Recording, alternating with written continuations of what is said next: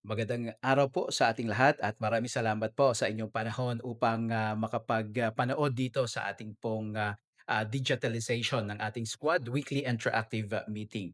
At ang lesson natin ngayong week na ito is about compassion. And ang text natin makikita natin sa Ephesians no, chapter 5 verse 1 and 2. And ang sabi dito ng Biblia, "Be ye therefore followers of God as dear children and walk in love as Christ also hath loved us and hath given himself for us, an offering and a sacrifice to God for a sweet smelling savor." So ang verse na yan nagpapakita sa atin or nag-encourage sa atin that we could be followers of God as dear children of God. Kapag tinanggap natin si Panginoong Kristo bilang ating sariling tagapagligtas ay tayo na po ay isang ganap no na anak ng ating pong Panginoong Diyos. At in-encourage po tayo that maglakad tayo na may pagmamahal. Na may pagmamahal katulad ng pagmamahal ni Panginoong Kristo po sa atin. At ang pagmamahal na yun ay yun po ang isang expression niya is yung compassion or malasakit or makatao. So ang topic natin is about compassion. So what is compassion? Sabi ng isang definition na nakuha natin, compassion is the ability to put oneself in another's shoes and experience empathy and concern for their suffering. So ilagay mo ang inyong paa sa kanilang sapatos para ma-feel mo kung ano din ang nararamdaman nila. And it is a feeling of understanding and solidarity towards difficulties and challenges someone else faces. No, ang ano pa yung feeling mo o pakiramdam ng ng pag-unawa no sa isang tao na habang ano tawag doon nagsa-suffer sila or kaya may challenges sila na pinagdadaanan. So being compassionate involves what? Showing kindness, support, and understanding towards others without judging or criticizing. So kailangan po ang ating pong attitude if we are compassionate, no, na include po 'yan ang nagpapakita ng kindness, no? And also support and understanding towards others without judging. Hindi na po natin sila ay gina-judge, no? Or what ang tawag doon, kini-criticize, no? Yung kaya nilalait natin, no? Dahil sa kanila pong pinagdaanan. Okay? And compassion drives us to act as a compassionate in a compassionate manner and to offer help when possible. So ang compassion nagtutulak sa atin that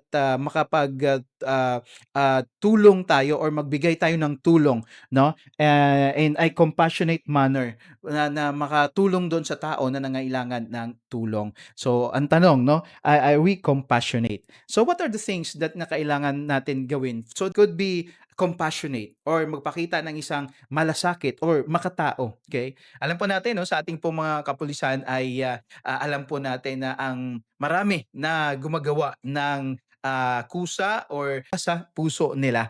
Now that's compassion or that's compassionate, okay? Compassion no na magbigay ng tulong sa mga tao na nangailangan ng tulong or kaya nangailangan ng financial, nangailangan ng moral support or whatever it is no, andiyan po ang ating po mga kapulisan. Minsan no ay ang kapulisan natin minsan kapag nangailangan ng dugo no, sila tatakbuhan upang mag-donate ng dugo sa isang tao na nangailangan ng dugo. So that's compassionate no. That's compassion. So una, ang kailangan natin dito is ang ating pagmamahal ay walang kondisyon no. Katulad sa pagmamahal sa atin ng Panginoong Diyos. No, sabi sa talata diyan sa Romans chapter 5 verse number 8, but God commendeth his love toward us, and that while we were yet sinners, Christ died for us.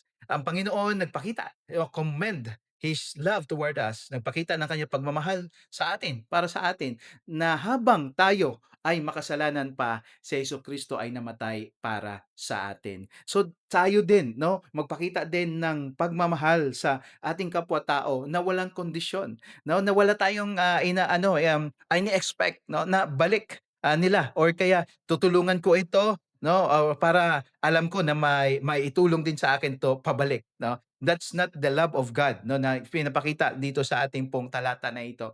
No, habang tayo ay makasalanan pa ay minahal din po tayo ng ating Panginoong Diyos. Okay? Okay? Secondly, ano ang sign ng tao na compassionate?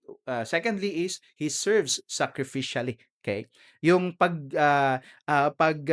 serbisyo or kaya paglingkod na may kasamang sakripisyo. Okay, alam po natin sa ating pong mga kapulisan 'no, that, all out or kaya 100% ang kanilang pong pag-sacrifice 'no, upang, mananatili ang ating pong peace and order po dito sa ating, bansa.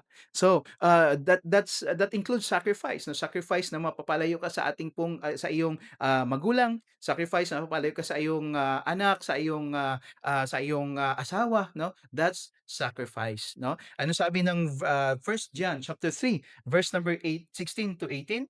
Sabi niya, "Hereby perceive we the love of God, because He laid down His life for us, and we ought to lay down our lives for the brethren. But whoso hath this world's good, and seeth his brother have need, and shutteth up his bowels of compassion from him, now dwelleth the love of God in him. My little children, let us love not in word, neither in tongue, but in deed and in truth." So sabi ni John dito, sabi niya kung mayroon ka naman na sarili mo or kaya mayroon ka naman na goods na kailangan ng isang kapatid mo, tapos pinipigilan mo ang sarili mo, no, paano mo masasabi na merong pagmamahal ang Panginoon sa iyo? Okay? So sabi niya, in-encourage tayo dito on the last verse, no? Verse 18, sabi niya, "Let us not love in word." Hindi lang tayo magmamahal lang sa pamagitan ng salita, kundi in deed and in truth, no? Sa ating pong gawa at sa katotohanan, no? So yun po ang sinabi ng Bible sa atin, no? So that describes na ating pong lilingkod no sa ating pong bayan or kaya sa ating pong mga kababayan no is dapat may pagkaroon sacrifice no. So, lastly no, forgive completely. Ang tao na compassion no or makatao or compassionate, may malasakit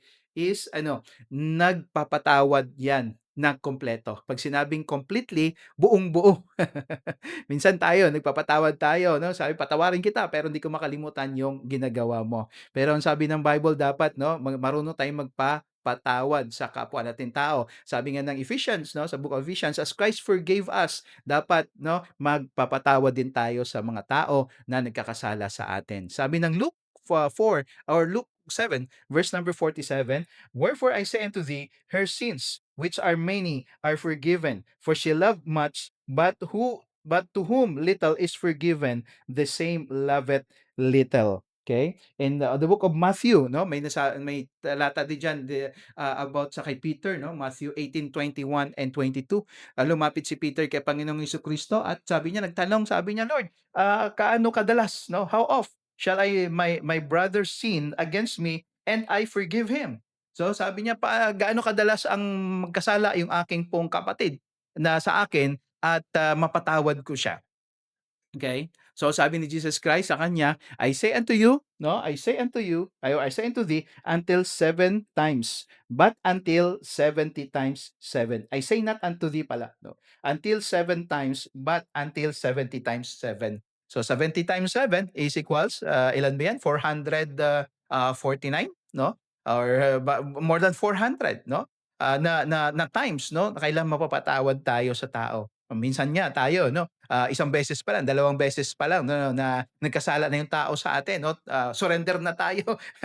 Ilang beses mo na yung ginawa sa akin, tama na 'yan at, tapos na 'no, hindi na kita papatawarin pa 'no. Pero ang Panginoon sabi niya, until when or, until how many, sins na binigay or na-commit sa atin, nagpapatawad tayo until 70 times 7. So sana 'no, sa atin din 'no, as servant or public servant 'no, makitaan tayo ng compassionate heart or makatao po tayo as we serve the people, as we serve the country, as we serve the citizen of this of country no, the Philippines no, sa ating mga kababayan no. Makitaan tayo na nagla-love tayo no, nagmamahal tayo unconditionally and nag-service natin may kasamang sakripisyo and then also we forgive no sa ating pong mga kapwa-tao din no. Marunong tayong magpatawad na fully no, na full forgiveness na ang bigay natin sa kanila. So ngayong araw or ngayong week na ito, this is will be our prayer that we should praise God for His goodness and grace in our life